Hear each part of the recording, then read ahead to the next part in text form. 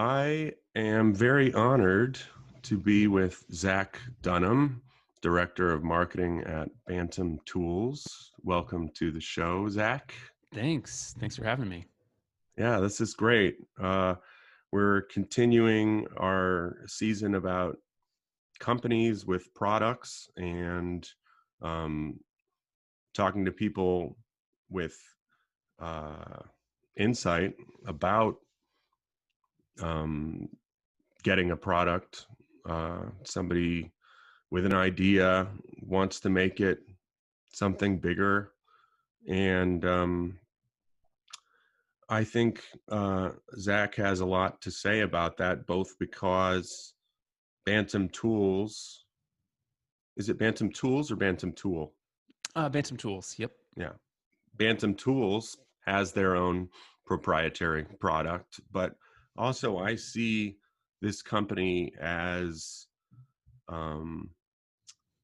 a company that helps facilitate others who have ideas that want to see them come to life um, Yeah. for a product. And so that was really the direction I thought of when I first contacted them. So first, just to start out, give me a really quick summary of Bantam Tools, and then I'll start grilling you. Sure. Cool. Yeah. I'm excited for the grilling. So Bantam Tools makes desktop CNC machines. And we focus on machines with precision and reliability, and we really try and deliver them at an affordable price. So desktop is, as it sounds, things that can actually fit on your desk and are portable. We've got two products under our belt. We can go into the history of the company a bit later, but the main focus for Bantam Tools right now is the new machine that we just launched in July, which is the Bantam Tools Desktop CNC milling machine. And we're about 15 people in Peekskill, New York. And right now, our main focus is tuning and building and shipping this machine. Um, So what would people that's the make? short. Yeah. No, it's good. What would, for instance, what kind of product would somebody make on this machine? So if What you're sort of object or item or? Well, I mean, I can hold up a couple things. So one of my jobs is also coming up with some of the content that we use to teach people how to run this machine. And we've been focusing a lot lately on like everyday carry stuff. Bottle openers, wallets. This is a low profile aluminum wallet. It's been machined. It's engraved on one Oh, side. You slide your cash and your cards and stuff in here. Simple sort of bottle opener. Here's something much more complex. This is a synthesizer. The faceplate has been engraved, and there's a circuit board inside, which was made on this machine. And then the enclosure is all walnut. a Um, synthesizer? I think of like a keyboard when I think of a synthesizer. What is yeah, the modern definition? this one is without. This one has knobs and buttons, so Got create you. soundscapes. But really, Noah, this machine is for, when I talk about like who's the target market for this, one half of it is just, quote unquote, people who prototype.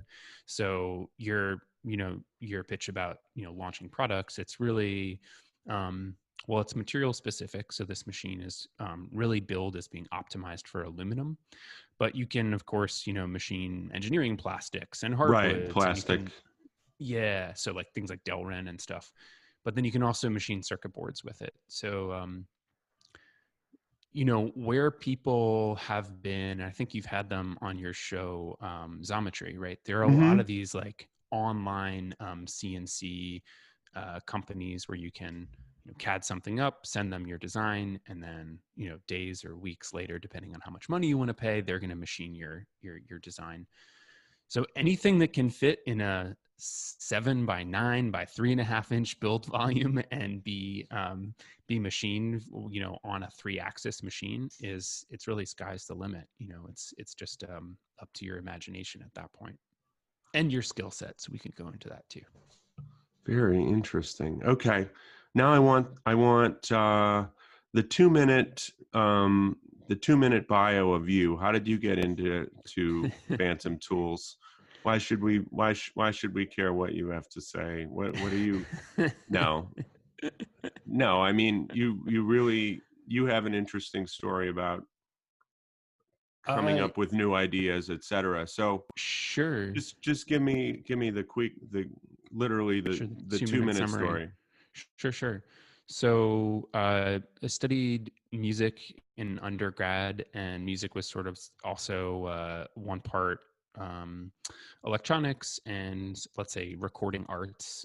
Worked as a sound designer for a little while, dabbled in acoustics, and then along the way got into hardware. Um, kind of self-taught electronics. Very much self-taught, like know enough to be dangerous, but am not an electrical engineer. And somewhere along the way there, ended up deciding not to go to grad school and instead doing a few like kind of coding boot camp type things. What did you major in college? Where did you go? Composition. I went to Bard College, so liberal arts school. So I Okay. studied, jazz composition actually. Um, but yeah, I was instead of grad school, I studied at the School for Poetic Computation, and I learned C++ and learned how to make interactive media, and did things like big lighting installations and like Yeah. robotic pianos and things like that.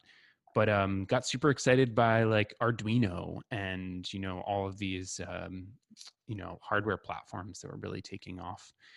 And I launched a product of my own called the Public Radio, which is a single station FM radio. And it sounds silly, and it ended up taking off like it still exists. And we've shipped, I don't know, 8,000 of them around the world at this point. But I got really hooked in hardware. And I was living in Brooklyn at the time and started working for the crowdfunding platform Kickstarter. And basically, my job there was to teach people how to launch hardware products and kind of like advocate for them and help them do kind of everything that I had done in my own projects, which is create a pitch and create a video and do photography and figure out how to talk about what's important about your product. And Oh wow. Okay, I so you somebody is kind of has a they have an idea for something, and then would they come to you as a consultant? well, so I worked for the crowdfunding platform Kickstarter, which has man, this is going back 2 years now, so I'm forgetting all the numbers, but hundreds of thousands of campaigns over the course of its existence. And my job was really to focus on the design and technology products, and those projects that are getting launched in those categories. And I ended up kind of focusing on digital fabrication towards the end. So I worked with some campaigns that were doing like a desktop waterjet cutter or a desktop knitting machine or a CNC that, rather than being fully enclosed, has sort of three pillars and pulls itself around on a table with some cabling. And they were all like, it, it seems sort of surprising, but like there's a huge appetite for this. These were all like $1 million plus campaigns. They raised a bunch of money for these products. And yeah, and then I decided to jump over to the other side and join, rather than just sort of consulting for each of these projects on kind of like a monthly basis. Go full time with one of them, and that was Right, but Bantam I'm sure Tools. that gave you tremendous background and perspective for this product and what Yeah. yeah Yeah, I'd been part of perspective. the community, and yeah, and had seen a lot of things succeed and a lot of things fail too. So yeah. Um, okay. Uh, well, that's yeah, that is fascinating. As far as Bantam Yeah. Tools, so what is the name of the machine? This flagship It's new called the invention? Bantam Tools Desktop CNC milling machine. Okay, okay, and um, so give me an example of what somebody would be trying to create and what they would use it for. I saw a guy, they have these fantastic videos on the website. I saw a guy who was making pens on, I believe, a Citizen machine, a Swiss Mm-hmm. machine. Mm-hmm. And he was using this to do the engraving, correct? Yes, he was. Okay. So that was one thing that got through to me as far as our audience, but somebody comes up with, in a way, it a little reminds me of interviewed a guy who did injection molding, and Mm-hmm. he said he knows of people who see one little object and then make it come to life with this Mm-hmm. injection molding machine. So what is a product? Are you getting like audio like every once in a while? I'm not. Okay. Mine's coming through clean. All right. It's okay. It's every just once in a while, and I got the backup. So, um, so yeah, give me an example of something, somebody that's gonna buy this machine and what they'd be doing. Yeah. Well, I'm gonna answer that in sort of an indirect way, to just like pull back and talk about, you know, who we think this product is for and who our customer base is turning out to be. So Right, because it's only been out. It's coming out, and it only actually launched in July. You had a and, few people using it ahead of time.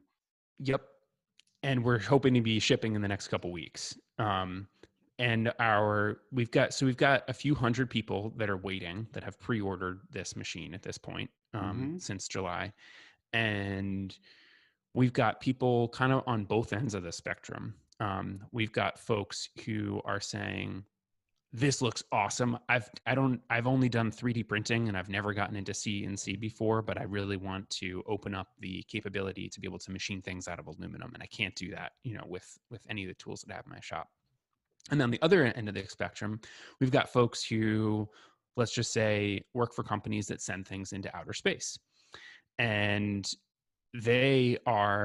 their businesses through and through. They have machine shops, and so why are those people buying this machine? So it's sort of both ends of the spectrum of professional user and hobbyist. So when we talk about things that people could make with this, it's really application specific. It's, if you are a product designer, let's say that you're Ian Schoen, the person that you were just talking about a moment ago, he has a pen and watch business. He's got 2 Citizen lathes that he makes these beautiful machined pens on, and then he also has a few smaller, much older 3-axis mills that he uses to machine the bodies for like watch cases. Hmm. Um, if you're someone like Ian, let's say, and you're doing product development, you need tools to be able to machine the next prototype, to take that idea that's in CAD and actually start dialing in speeds and feeds and making parts and seeing how things look and feel. If you're a beginner, you're just looking to like put a hole in a piece of material and go through the experience of like, what does it feel like to install a tool? What's it sound like to cut aluminum? What is the CAD CAM workflow, right? And what is a work coordinate system? How do I probe a part? How do I set up? There's just so much that you need to So know. it's also a big teaching tool. It's a huge teaching tool. Exactly. So with that regard, we've spent just a ton of time figuring out, look, just because we are, admittedly a relative newcomer in this space. Some of the other CNC companies have been around for what, this probably more than anybody, 50, 60, 100 years. Like, some of these companies have been around for a long time. And Right. so as a relative newcomer, we get to sort of, I think in some respects, we have the benefit of going, do we have to do this the old way? Yeah. Like, what if we use software to make that easier? Like, what if we make this just a little bit more straightforward? Sure. Even something as simple as, like, for a newcomer, all right, you take your you've got your you've gone from CAD, you've gone to CAM, which is a huge thing for most people. You've got your G-code file. You're going to load it up into the control software. You're going to walk over to the machine. You're going to take your billet and put it in the machine. Now what? For a lot of people, even just the act of like putting the material into the machine and zeroing out their axes along, along that work piece is really challenging. And actually, a lot of people mess that up and they crash a tool because of it. And so we look at stuff like that and go, how do we use software? How do we use sort of like these automated probing routines to make that easier? But yeah, going back to your question, like what are people making? The other folks that have more of a business with this, they're making fixtures, they're making, flanges, they're making gears, they're making, all the things that people would make on a CNC machine, except this one's just smaller. It's contained. It weighs 80 pounds as opposed to several thousand pounds. $4,000. It's also under $4,000. Yeah. And for $4,000, it comes with some stuff to get started. It comes with some stuff to get started. I think most notably in this space, once you're under $10,000, you're like sort of kitting out a machine. Some of them come where it's like bring your own spindle, or some of them come where it's like bring your own enclosure. You're just getting sort of a bed and a spindle. So this is a fully enclosed 3-axis CNC. It comes with a T-slot bed. It comes with some toe clamp fixturing setup. It's got a 28,000 RPM spindle. It comes with at least one nice tool from Helical, which I'm sure a lot of your listeners know. And it comes with control software that's got a bunch of really cool stuff, like real-time visual feedback of what's going on in the machine. It's got these automated probing routines, a bunch of stuff that's like more than you would expect, let's say, for a machine at this price. Right. No, it sounds really cool. It sounds like it's a gateway into this world. If somebody does have some machining background already, are they going to look at this? Is it going to be like I have some background in video, so is it kind of like getting an iPhone to use as your camera versus having like an HD a $5,000, $10,000 HD camera? Sure. So I think the Bantam Tools Desktop CNC is designed to make aluminum prototyping fast and easy. And I think that for beginners, that's going to be fast and easy because you've got these built-in probing routines. It's 60 times faster in terms of material removal rate than, some of the, machines in the, $1,500 or $2,000 price point that are more like glorified engravers. For the advanced users, to your question, it really depends. This is not a Haas VMC. This is something that weighs 80 pounds, and to your point, is under $4,000. You could put it in your garage or your apartment, or or you're like, oh, I actually need a fast enclosed 3-axis desktop mill to do plate work for me while I'm doing this other job over here, or I need to make a bunch of these Delrin fixtures quickly and it's not cost effective for me to turn off my big machining centers and do something as small as this. Or hey, I've got these, go back to the training question, right? So I've got, 4 young guys who want to, or women who want to join my team. They don't have machining experience. I need to just give them a primer on like, what is an end mill? What are speeds and feeds? What is the cut?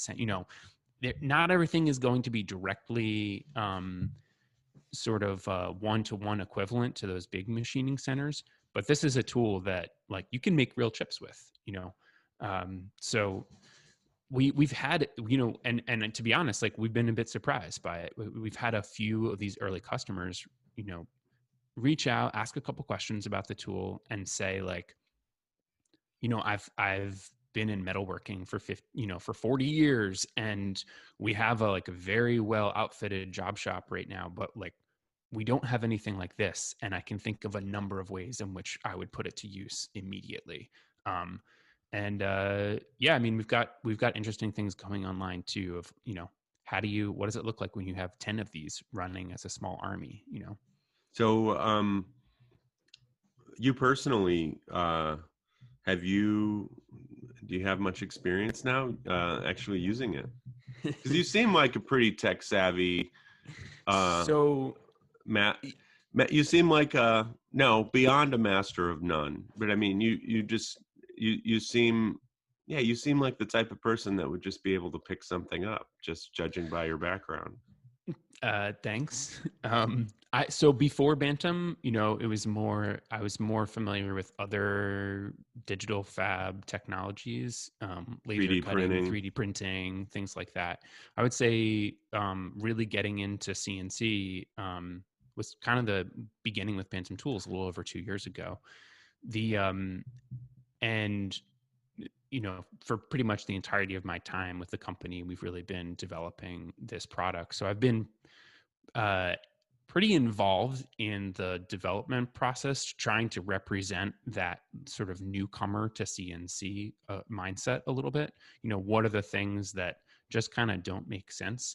And then also taking that and really spending a lot of time with the folks like, Ian Schoen, the guy that has 2 Citizen Swiss lathes, and going, hey, 10 years ago when you learned CNC, like what really just sucked? And what now that you're a professional and just full on machinist, what do you look back at and say, yes, so there's some of that stuff that is, you just got to learn and you just have to sort of slug through it. But no, this other stuff we can really change as an industry. Like we've focused on that bit of complexity in CNC and really just tried to change it. So I've picked it up. I think thanks in part to some of the software that we've been developing, again, to make some of those abstractions, to make a controller not super daunting. Okay, so as far as the software, Yeah. So somebody comes up with a CAD drawing, and Yep. then what is the software? Is it Windows based? Is it like G code? Is what Yeah. happens next? So you've got your CAD drawing. We end up working a lot with Fusion 360. So there are post processors for Fusion. There are post processors for other CAD CAM packages too.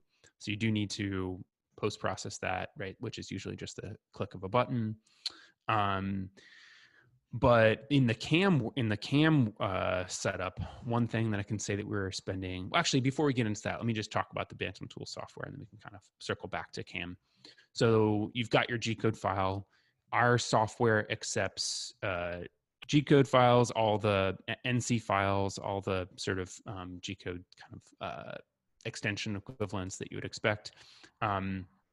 TAP. We also accept a couple other things too. So let's say you're that's interesting. So it's kind of like I don't know if hybrid is the right word, but it's like open to different languages.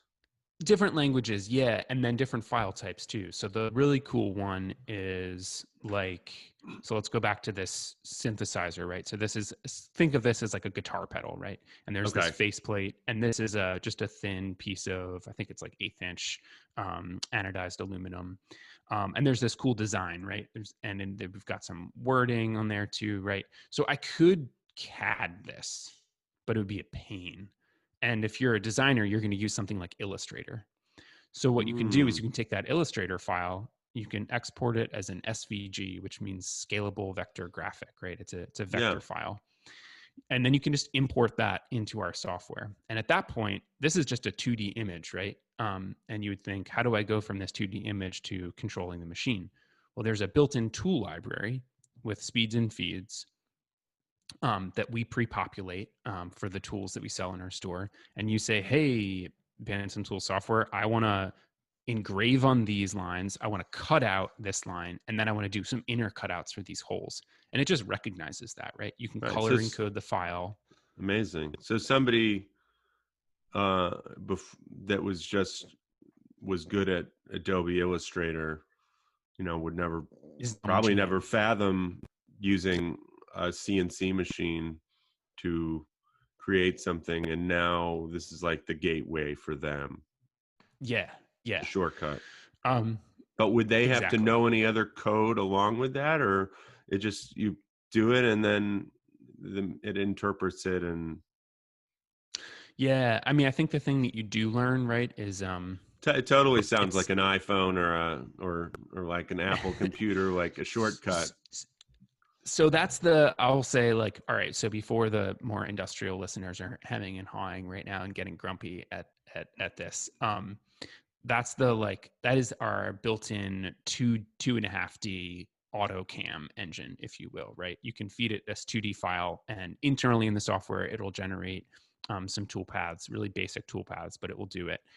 And to your point, it gives people this gateway.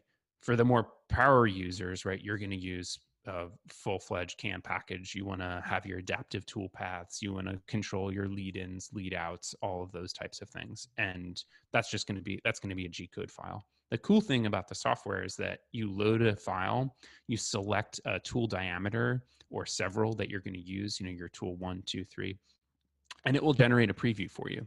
So you tell the software, oh, I've got this, my starting block of billet is, 4 inches by 2 inches by 1 inch or whatever. It loads the file, it takes into account your tool geometry, and it spits back out a preview. This is what your part's going to look like after you run those tools with this G-code file.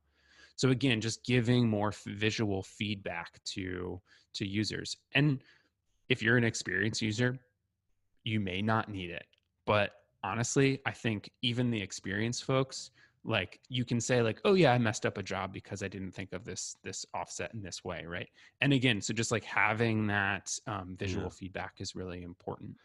Yeah. One of in our previous conversation, you talked about what its utility as far as tweaking products, because it's so sort of it's so fast to like get down and make changes, and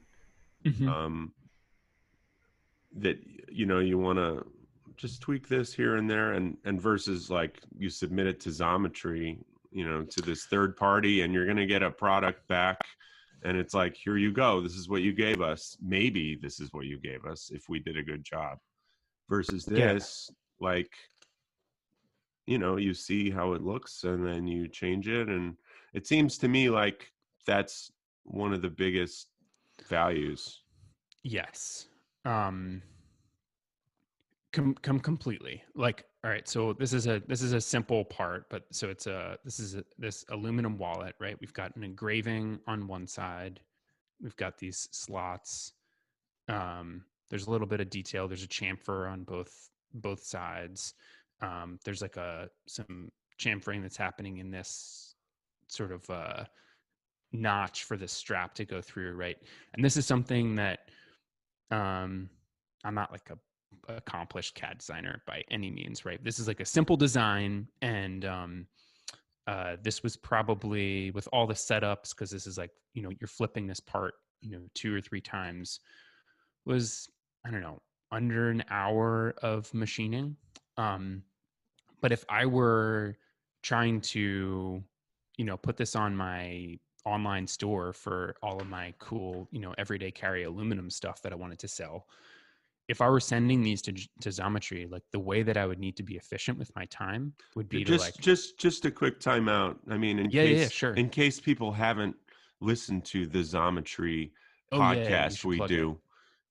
No, I don't really care if I plug it. You just tell people exactly what kind of thing it is. This is a third party CNC, job shops. They're it doesn't even have shop. to be Xometry. It could just be going to the rather than going to the machine shop down the street and giving them your drawing, Right.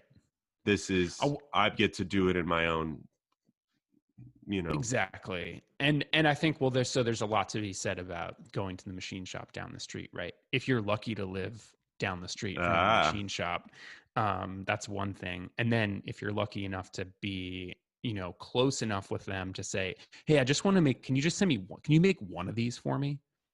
They're going to be like, yeah. yeah, we'll make one of them for you, but it's going to be $500 because we're going to need to spend an hour or 2 hours on the setup. So like the place where Or you Xometry, right, think about like with us, like with these turn parts, people will be like, yeah, make a part on your Swiss machine for us. They'll like work for hours and hours and hours to make this part. yeah, yeah, exactly.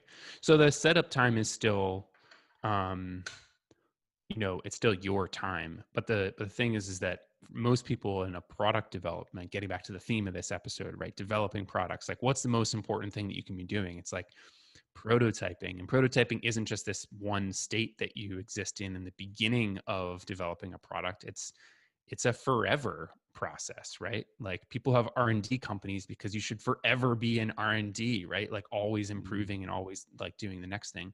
And so that just becomes cost prohibitive, both in like an actual dollars, and cents kind of standpoint, but also in time.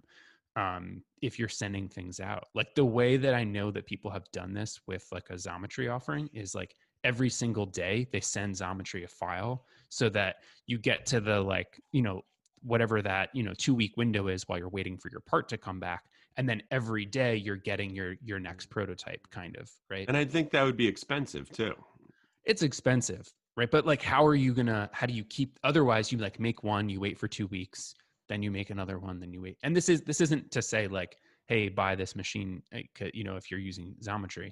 That's just kind of one use case. And for what it's worth, like we ourselves at Bantam buy stuff from Xometry, right? Like there's a place for that type Right. of prototyping service to exist. The Interesting. Yeah. Noah, I just to say one last thing on this. I think the bigger point here that is really important, even when you're sending a part out to job shops, is if you are a product designer and you don't have a thorough understanding in design for manufacturing, and specifically design for CNC machining, you're going to waste a lot of money. You're going to waste a lot of time learning the hard way of like, even just the simple stuff, right? Like, oh, well, every internal cut, it's going to leave a radius, like you have to consider the radius of the tool if you want to make an internal cutout, or that's a really neat part, but it means the CNC operator has to remove the part from the vise 4 times in order to get in all of these orientations, or that's a really cool part and it's going to be on our 5-axis machine, which means you're going to pay 3 times the cost or whatever. Those things you learn as a designer if you have a tool like this, because you Ah, literally have to be, you'll understand what the heck is going on. Even though it's going to yeah, go on later, it'll go on a different machine. right. You pick up this literacy with machining that I think probably you can speak to probably the most, right? Like if you're doing big machine shop, big selling big tools, like it's probably really challenging when you speak with somebody who doesn't really know the tool. I imagine a lot of your job is like explaining why this is the right tool for the job. And you have a lot of designers in the world who just don't have machining experience and need to. Yeah. There's a value in picking it up firsthand, is what I'm saying. Oh, absolutely. Absolutely. Um, just a few more questions. Yeah. Why would you, some of these applications, would you use a 3D print? You could use a 3D printer for as well. Obviously, you wouldn't be able to understand the product this way Totally. and tweak the product this way. Well, maybe you could. You can tweak things with one of those too. Yeah, I mean, I think the biggest reason is there's some neat metal 3D printers out there, but the biggest reason is like if you're Mostly 3D printing plastic. it, it's mostly plastic. And most of the time it's like PLA or polylactic acid, right? Like kind of brittle, not so strong of plastic. Like the fancier 3D printers are doing ABS or, other plastics that are, quote unquote engineering plastics. And then I think the other thing is like speed too, right? You could take a lot of desktop FDM 3D printers, and we could probably machine something out of metal faster, out of aluminum faster than that printer How long do could. those take? I don't even know. I mean, depends on, usually the controlling factor is print resolution. So if you want to go like really fine detail, it takes a lot longer. If you want to go not so long or not so fine of detail, you can go way faster, but then you Probably end up also with depends on how much it costs, how good it is. exactly. Yeah, yeah, Okay, yeah. so what is the worst and what's the best? I'm just out of curiosity because I don't really know anything about it. I Say mean, you're I think if making you're something like that's the size of your fist. it could take, if you're going like really fine resolution, it could take something like 10 hours to print. Or you could maybe do it maybe in 45 minutes if you had Okay. a really fast printer and you were going low resolution. Yeah. So it's a pretty big range. Um, But you'd still have to but yeah, design it anyways. Yeah. still have to design it. Yep. Um, what is one interesting thing you learned last week? Hmm. I mean, you ask somebody what the most interesting thing they learned last week, and you seem like somebody who's learning constantly. So just what, it can be totally random. Could be Let like, me I think. learned about, you know, the habitat of a porcupine or something. It could be anything. Um, I'll keep it on machining. One, I'd say a new tool that we just picked up is a single flute ball end mill, which I'd never seen before, um, and still haven't used yet. We're gonna use it later this week, but it looks like it's like a little hook, and it's just like tooling geometries are just so weird, and still there's so much, feels like a lot of black magic in selecting an end mill. Obviously, there's a tremendous amount of science and engineering that goes into it, and physics. Um, but I just, yeah, my eyes like still gloss over a little bit when you're like, searching for the right end mill for a job. And it's like, they're all variable, high helix, and this one's 35 degrees, this one's 45 degrees. And yeah, so we just picked up this new Datron single flute ball end mill. That's going to be, I think, a lot of fun to use. So wait, that's for your own machining of the parts that go into this. That's not Yep. okay. Not for the, so we I guess the other interesting thing about Bantam Tools is we make these tools in-house. Like we've got two big Mazak machining centers on the first floor of our So shop. how many of the parts are outsourced to China? Well, Our obviously the screws are, and the screws, the motor, but the spindle housing and like the entirety of the I would say most of the spindle body is all machined there. wow, Anything that's any like aluminum part on the machine is made in our facility in Peekskill, that's New York. amazing because it's so inexpensive that you're able to do that. uh Design for manufacturing. Yeah, we brought on this really smart guy who used to work at IBM for years, and his job was all about cranking out the last bit of efficiency in their machine shop. So good design, but yeah, I will say, like, this is one of the things where we're about a month behind, no, excuse me, 6 to 8 weeks behind on fulfilling the first several hundred orders, and largely that's due to keeping a machine shop running during COVID. Is like, I'm sure a lot of your listeners can relate to this. It's just hard. We've got a production line, we've got people that are social distancing while also doing R&D, and machining and assembling machines is a tricky thing. I don't know. That's a very interesting question you ask about the COVID, because I talk to people every day, Yeah. and most people in our world, sure, they get outbreaks, but most of them were pretty much off and running from the beginning. Um, Wow. and That, these are sure, like you have your GM that closed, and but then they got back up and running too. When once they mandated they're going to make respirators, and um, right.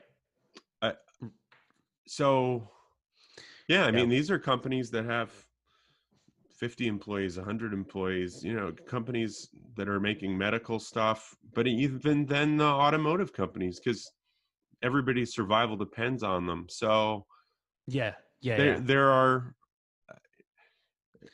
there are ways to do it, and risks that calculated risks people take. So I find that interesting that would actually, I mean, obviously, if you said this to somebody in April, they might go, yeah, clearly it's going to be difficult. But Yeah. I now it mean, seems like that shouldn't be necessarily a hindrance. it's not so much, but I mean, we still keep track of headcount in the office and the square footage and how close people are working next to each other in In the April. But yeah, office, yeah. yeah, in the office. That's what I mean. Yeah. Um, yeah, that's specifically what I mean. Is like I thought you were keeping. talking about in the shop, keep running the machines. Oh, I mean, I'm saying all of it, right? Because it's not just like we have two, CNC machines that put out parts and they go into a box. They have to go through quality control. They have to go into a tumbler. They have to come out of the tumbler. They have to go Yeah, sure. get assembled. So there's a whole production line and everything. Um, but yeah, in April, I mean, New York was remember Right. we're You're in in New York, so it's probably it's a different mindset maybe too. just earlier on in April. We're about I don't know 20 miles from New Rochelle, where that first really big outbreak was in the country. So Okay, so you're not how so you're not in Manhattan, you're in the suburbs. we're in the suburbs. We're about an hour north of New York City. I see. Yep. And you live there now? You don't live in Nope. Don't live down in the city anymore. Yeah, I live about 15 minutes from Peekskill. well, I think it's pretty exciting. If one of our listeners was interested in getting the machine, Mm-hmm. there's a wait list. Where do they go, and what can they expect? You guys are Sure. like Tesla. You have like a waiting list, and you have pre-orders, and So bantamtools.com is the website. You can find a bunch of information on the site. You can read more about the desktop CNC machine. great videos Um, too. you can check out some of these great videos. We've got videos of what the machine sounds like, some reviews from our early collaborators like Noah mentioned, some projects. You could read more about us, and I'd say that. And then we're pretty active on social media too. So Instagram or YouTube, Facebook, etc. And yeah, you can get in line. There's currently a pretty long lead time for the product. We're hoping that that's going to go down So what's the as lead we time? start shipping. It's 5 months right now is the waiting list. So we've Okay. got a bunch of people in line. Um, but we've also got people that are just signing up and waiting to be notified once the lead time is down under 90 days. So that's something else you can do too. Is this kind of an under promise over deliver 5 months, or is this like I would we're say we're I pu- hope we're so. pushing it? I would say the next couple weeks will be we'll kind of answer that, but I would say right now we're somewhere between those two things. Yeah, we're hiring CNC operators and assemblers like crazy right now, trying to meet demand and yeah, and get this machine out, and then on to the next thing. Right. Well, and then after you get it out, you're gonna update it, and Update it, support it. Yeah, I mean the thing that we didn't dive into a bunch, but is really cool is like in the software space is how do we do more speeds and feeds development for folks. Mhm. So if you're, again, if you're that like product designer, you may not have a ton of experience with CAM. And so one of the things that we're doing a lot of work with is how to make the workflow from Fusion 360 to our machine a little bit better. So what can you do to sort of templatize speeds and feeds?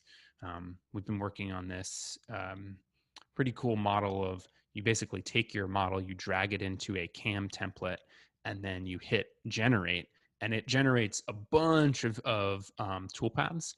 And then you can kind of go in and select, all right, maybe I don't need to do this extra finishing pass and I don't need to do this one here, but I'll take these 4 and then post-process those 4 tool paths. And now you've got your file.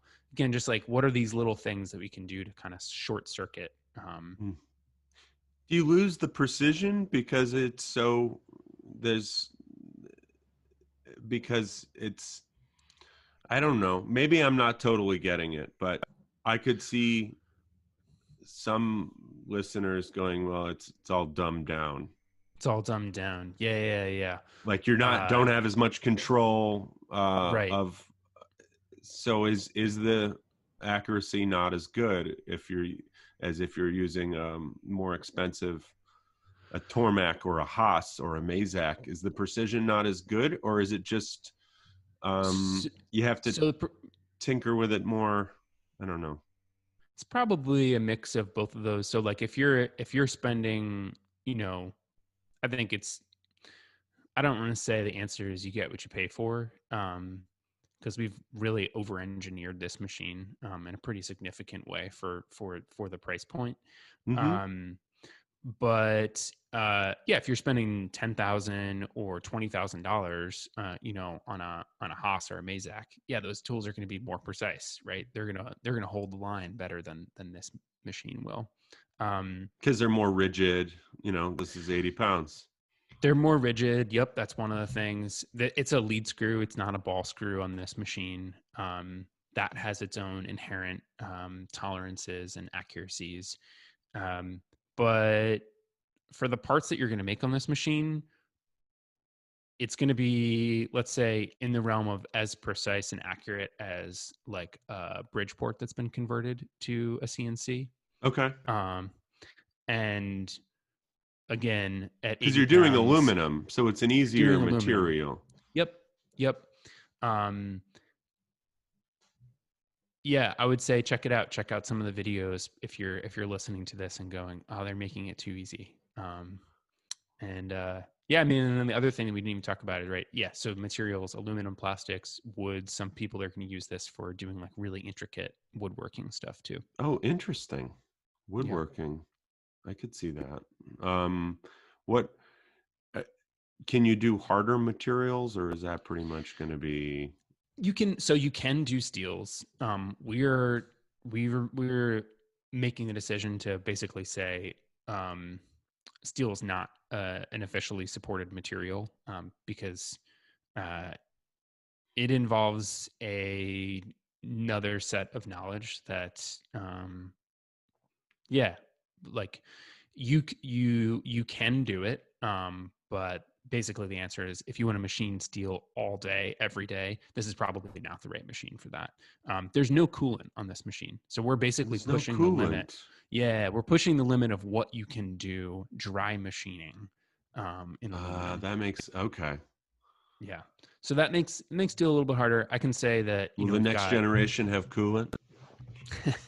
uh uh possible. We have future proof this machine to accept basically an air blast. And you'd be surprised what you can Oh, an do air with this. blast. Okay. Yeah, and it's part of the reason, right, why we really recommend using a lot of the single flute tooling.